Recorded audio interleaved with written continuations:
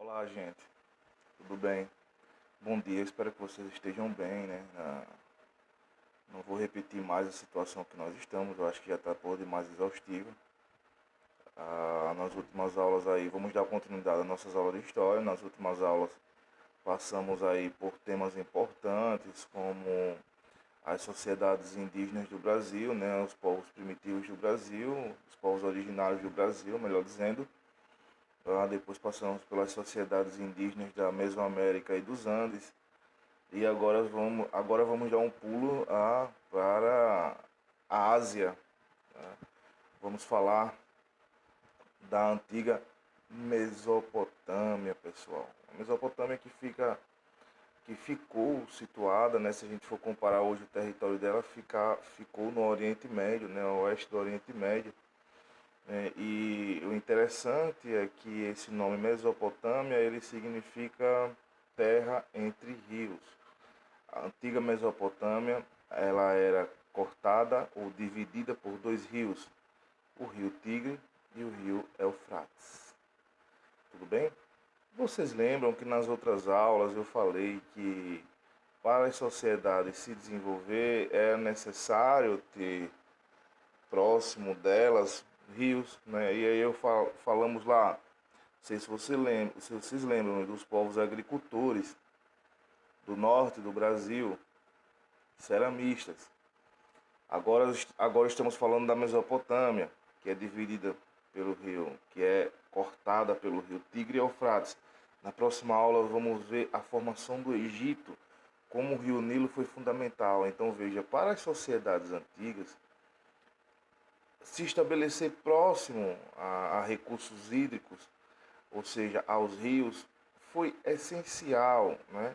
Para a gente que estudou lá o desenvolvimento dos seres humanos, nós vimos que para uma sociedade tornar-se sedentária, é necessário, né, que haja esse domínio do recurso hídrico e que seja próximo do recurso hídrico, porque uma das formas de permanecer no mesmo local é desenvolvendo a agricultura. Então, pois bem, as cidades da Mesopotâmia se desenvolveram ao entorno desses rios, né? Os primeiros povos que chegaram, que se estabeleceram na Mesopotâmia, foram os sumérios, e aí agora vamos discutir especificamente os sumérios. No entanto, não foi apenas os sumérios que se desenvolveu na Mesopotâmia. Os sumérios chegaram aí por volta de 3.500 a.C. e ficaram até 1.500 a.C., né?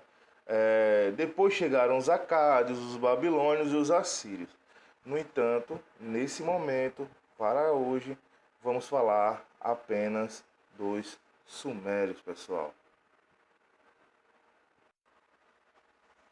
Bem, gente, os sumérios é um povo bastante interessante da gente estudar, né? Porque vejam a data, 3.500 a.C., né? 3.500 a.C., se a gente for somar com 2020, temos aí aproximadamente 5.000 anos que os sumérios chegaram na região da Mesopotâmia. Então, muito tempo atrás, né? E o interessante é que os sumérios, eles chegaram na região da Mesopotâmia, se estabeleceram como um povo neolítico, que é neolítico, pessoal, um povo sedentário, né, que não era mais nômade, é um povo sedentário.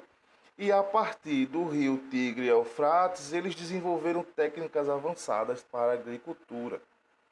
Que técnicas avançadas é essa, professor? Primeiro é o desenvolvimento de canais, ou seja, os canais possibilitavam retirar a água do rio Nilo e levar até as regiões mais remotas e mais desertas possíveis. Se vocês querem uma comparação, coloquem aí no Google, no YouTube, pesquise o Canal do Sertão. O professor vai explicar para vocês o que é o Canal do Sertão. O Canal do Sertão foi uma política desenvolvida no governo do PT recentemente e que tinha por finalidade retirar a água do Rio São Francisco e levar até as regiões de sertão do Nordeste onde as secas provocavam a perda de animais, provocava fome, provocava a morte de pessoas, né? E não desenvolvia a agricultura. Essa técnica, esse modelo que o PT usou recentemente, agora no começo do século XX, os sumérios usavam há 5.000 anos atrás, há 5.500 anos atrás, né? Então vejam que para a época era uma tecnologia avançada, mas não era só os canais que os sumérios conseguiu desenvolver, né? Eles desenvolveu também a técnica dos diques, ou seja, de represar a água, né? Dar vazão à água. Quando juntar aquele monte de água, você represar. Isso permitia que nos momentos de seca que o rio baixasse, a água ficasse estocada e eles pudessem usar durante as secas.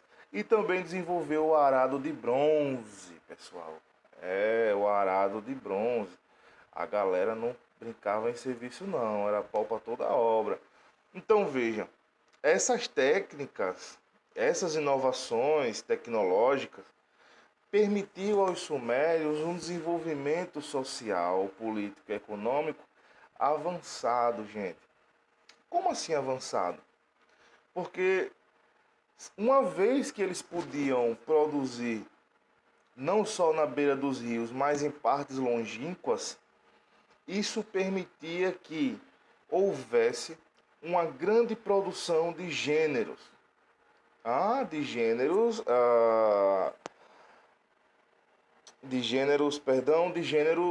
agrícolas, perdão, de gêneros agrícolas.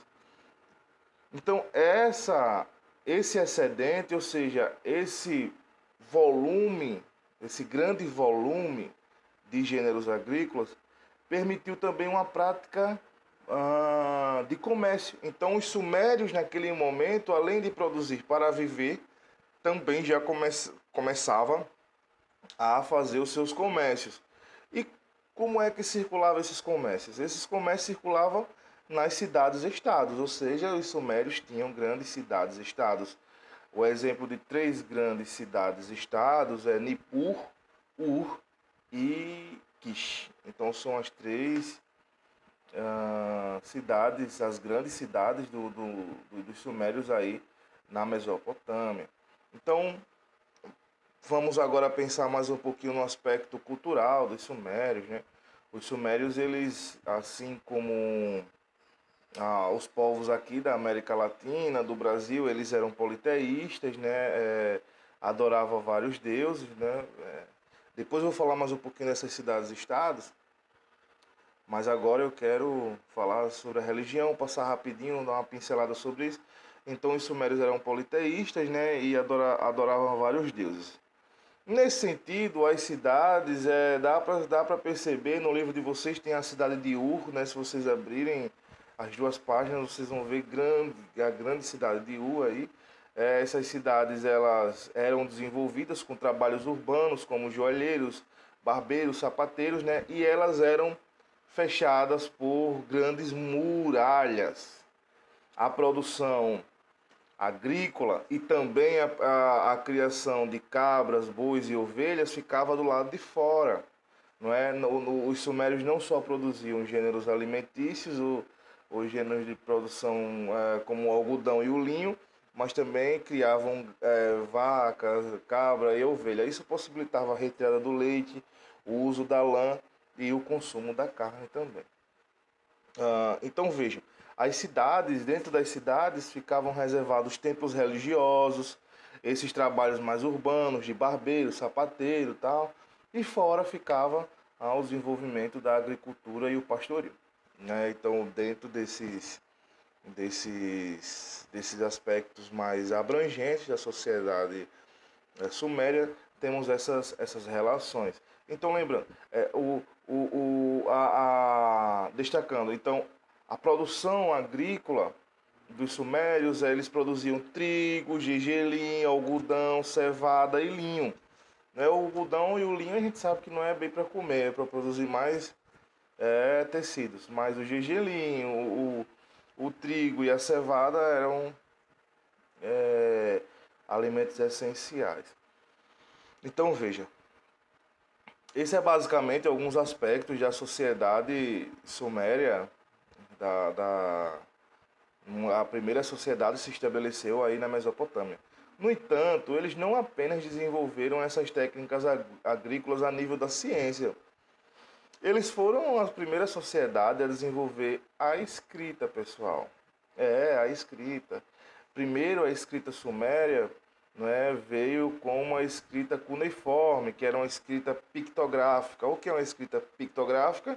Ela é bem semelhante às pinturas rupestres, ou seja, a escrita é simbolizada por desenhos. Depois ela passou a ter desenhos fonéticos, ou seja, que simulava o som da voz. Uma outra técnica científica bem desenvolvida pelos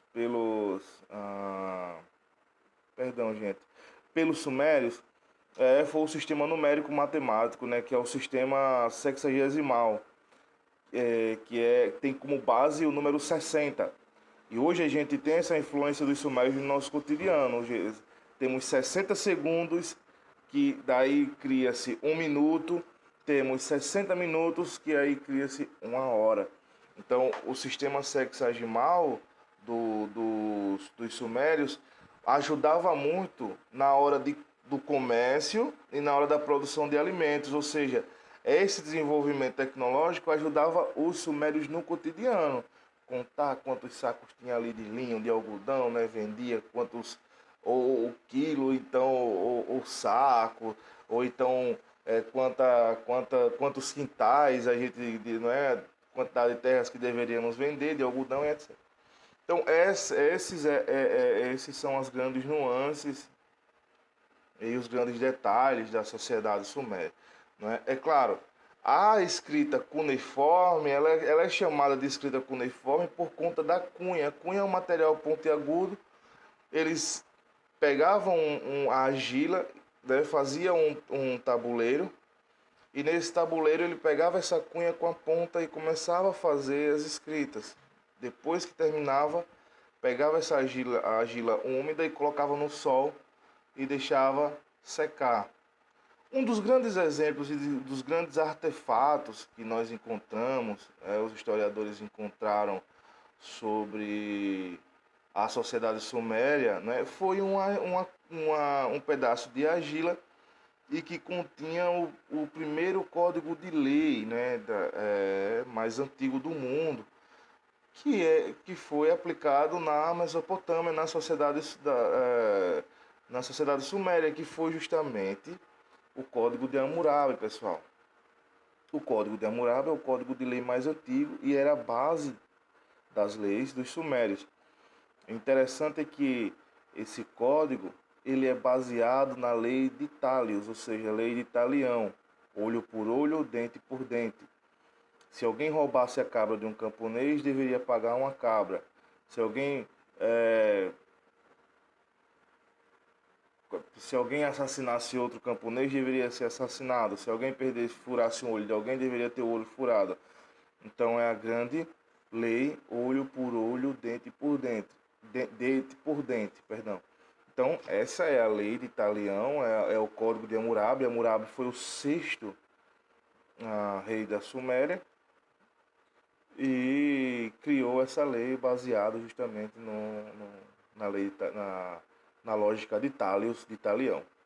Bom, se vocês têm dúvida, se vocês não entenderam alguma coisa, fala com o professor. Estarei disponível online na plataforma do WhatsApp para tirar a dúvida de vocês. Espero que todos vocês tenham entendido, tenham gostado da aula. E eu gostaria também de deixar uma ressalva para vocês sobre o nosso método de estudo. Bem, pessoal, história não se decora, história se aprende. Não é apenas para ouvir eu falar. Vocês têm que ler o livro, pessoal. Se vocês não lerem o livro, daqui a 2 horas vocês não vão lembrar do que eu falei. Vocês têm que sentar, abrir o livro no capítulo que o professor está dando aula, ou antes ou depois, e fazer uma leitura para reforçar o tema, não é? Então, leiam o livro, gente. Leiam o livro, porque só assim vocês vão assimilar de fato o tema que eu estou passando. História é muito amplo e muito complexo. Se vocês não lerem, vocês não vão aprender. Vão se lembrar durante meia hora, 40 minutos, depois vão esquecer totalmente. Então, sendo assim, eu indico a vocês que leiam o livro. No final de cada capítulo tem uma atividade, então procura lá, Mesopotâmia, passa as folhinhas e vai, chega no final do capítulo, vocês vão ter uma atividade. Façam as atividades, se as atividades não chegar até mim, a aula do próximo sábado será uma aula de revisão. No mais, namastê, fiquem todos bem e até mais.